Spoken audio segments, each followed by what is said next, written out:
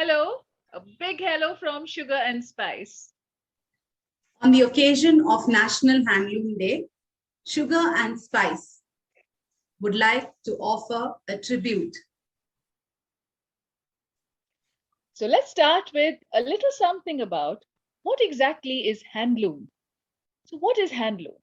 Handlooms are nothing but wooden frames of different types, on which skilled artisans weave cloths. They weave fabric, and usually natural fibers such as silk, cotton, jute, and so on are used, and they create virtual masterpieces. It's basically a cottage industry, and it's one very interesting industry where the entire family is involved. So you have all the family members participating in the final production of the fabric, right from the weaving, right from the spinning of the yarn, the dyeing to the final product. So that is what handloom is all about. And yet, how much do we know about this? Do we really think about the handloom materials that we buy? It dates far back. The history goes far back. Yes, Srija. And as we read about it, it is so fascinating that the history of handloom dates back to the days of the Indus Valley civilization. Even in Harappa and Mohenjo-daro, they have found traces of, this kind of hand-woven cloth. And from there are plenty of events which happened in history, which, took to the progress and then the decline of the handloom industry. Now, when we say decline, the main reason, as we all know, is the coming of the Britishers and the importing of machine-made yarn into the country.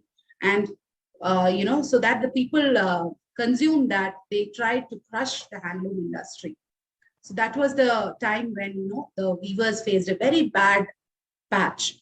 But then came the Swadeshi movement by Mahatma Gandhi during the independence struggle.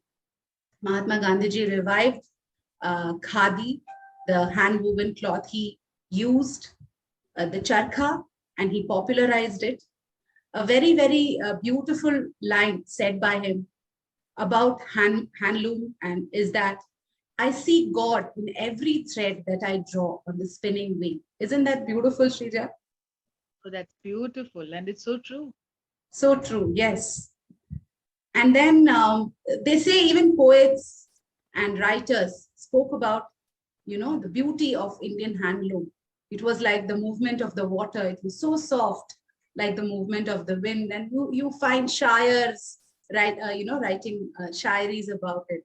So it is such a beautiful. There is plenty to be spoken about when it comes to handloom. It is not just another cloth or another dress that we wear, right? Yes. So what would you like to It's like add? poetry in cloth. Oh, Yeah, yes. Like I said, it's poetry in cloth.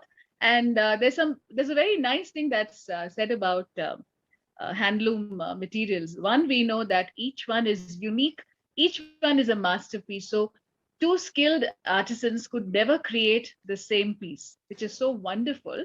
And yeah. what I really like about it is they say that it actually depends on the mood of the weaver. So if the weaver is in a bad mood or is upset about something, it will show in the weave of the cloth and it might be a little tight the way he weaves Oh, it.